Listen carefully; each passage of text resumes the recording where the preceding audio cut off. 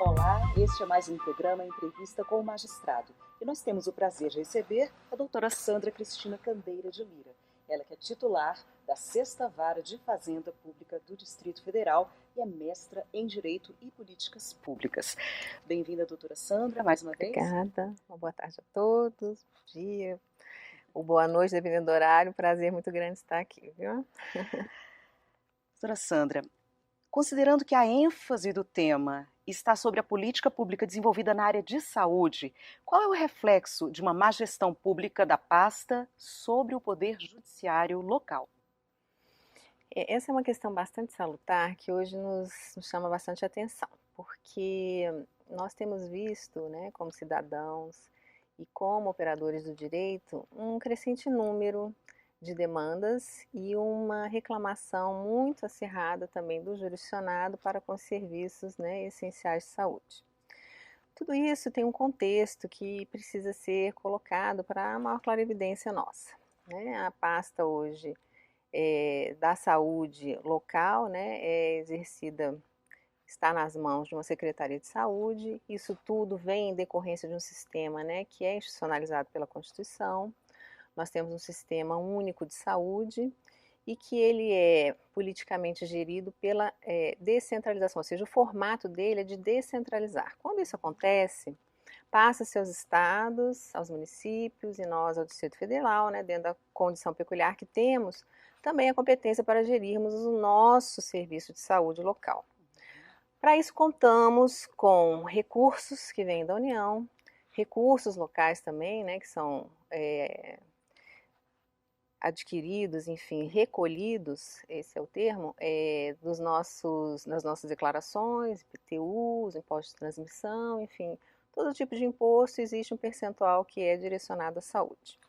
Isso acarreta que o Distrito Federal, em termos de unidade federativa, né, quando eu coloco numa visão macro, ele tem a maior arrecadação para a saúde que outros estados.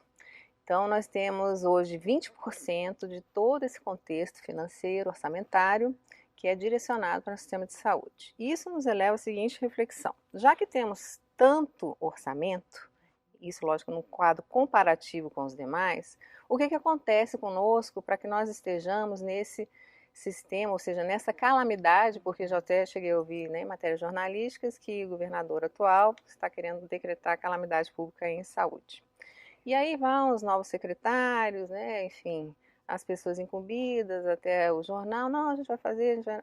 O fato é que isso já está sendo, esse é um quadro que já vem sendo realidade, uma infeliz realidade há muito tempo, né? Então a gente precisa olhar, ter um olhar mais crítico, também como operador do direito, porque infelizmente a política pública ela é deficitária, ela é ineficiente e cabe a nós, hoje, como operadores do direito, mostrarmos que a indignação existe e que alguma medida, no mínimo, né, com as nossas decisões, talvez ela tenha também esse condão, de mostrar que o problema existe, é grave e que nós também, como operadores de direito, estamos atentos a isso, estamos com as nossas decisões adequadas e em consensualidade com a realidade social. Então, eu acho isso bem importante porque às vezes a gente acha assim, estou com uma ação aqui, é só uma vaga de UTI. Eu estou com uma demanda aqui, é só um remédio, imagina, né? Isso não tem, né, a primordialidade necessária, a gente tem que olhar mais macro, então, assim, é preciso que talvez a gente repense um pouco para entender que dentro do nosso contexto de acesso fácil ao hospital, ao medicamento, à cirurgia, esse nem sempre é um quadro que é tido e é possível ao cidadão em geral. Nosso sistema, hoje, né, em termos locais, ele, como já disse, está nas mãos de um secretário de saúde, há uma estrutura dentro dessa secretaria de saúde, a administração geral, as superintendências, as unidades, e aí vão descendo aos núcleos para que toda essa gestão pública seja pulverizada, né, para as regiões administrativas. Hoje não há mais cidades satélites, também assim denominadas em virtude de uma alteração legislativa, e que permite, eu vejo isso, que o gestor esteja mais próximo do jurisdicionado. mas infelizmente não é um quadro ainda de êxito, de sucesso.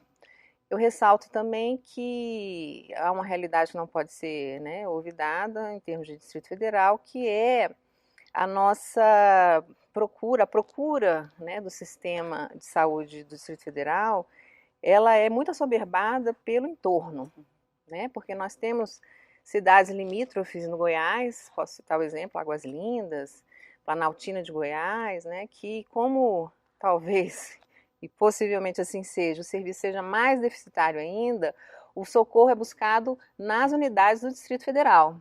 E já que a gente não tem conseguido nem gerir, né, um sistema eficaz para nós, né, população distrital, imaginemos então o quadro que isso, como o quadro se prejudica, se cada vez fica mais grave, né, um quadro mais gravoso com a necessidade de atendimento ao pessoal do entorno, porque como a saúde constitucionalmente é um direito de todos, ela tem que ter um sistema igualitário, um tratamento isonômico. O médico, ele não pode negar, falar assim, olha aqui, você que mora ali, viu, em Águas Lindas, pode ir lá para a sua cidade, porque eu não tenho obrigação de lhe atender, não funciona assim. Né? Existe um código de ética médica, né? Existe todo um sistema instituído. Então, assim, o médico também, como profissional, tem o receio, né, de ser prejudicado em virtude de alguma situação dessa natureza que possa advir, né, como a gente também vê em muitos casos, e, em geral, é um quadro bastante complexo. A gente precisa realmente, hoje, né, de políticos que se atentem para isso, não é fácil, acho que não gerir também, não estou aqui colocando, né, como se fosse uma coisa fácil, tão fácil de resolver, como ela está falando, não tem nada disso. É simplesmente uma reflexão dentro de um quadro de realidade, né, que existe e que nós, que estamos aqui, né, investindo a camisa, membros do Poder Judiciário, servidores do Poder Judiciário, que lidamos com isso no nosso dia a dia, isso nos traz, chama a nós também um pouco dessa responsabilidade. Que tipo de atores estaremos sendo nós neste contexto, né, gravoso em termos de saúde e o que nós estamos fazendo?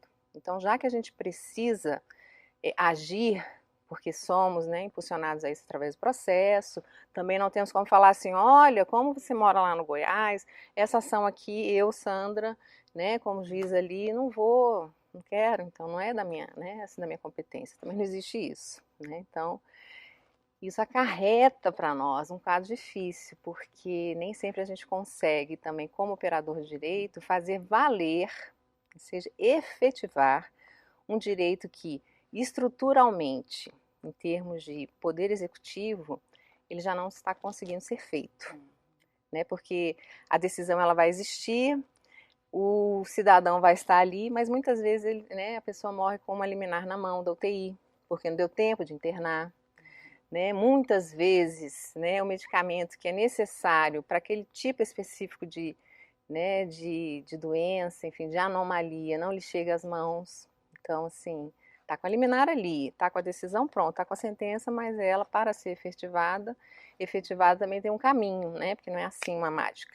Então, isso prejudica ainda mais a efetivação desse direito, né? Que é um direito constitucional, né? A gente poderia aqui falar muito de teoria, eu acho que, né, não é a nossa idealização para o curso, é mais uma questão prática, mas essa é uma conjuntura que precisa ser vista de antemão e que o reflexo, né, é bastante grande da ineficiência administrativa hoje sobre nós, infelizmente.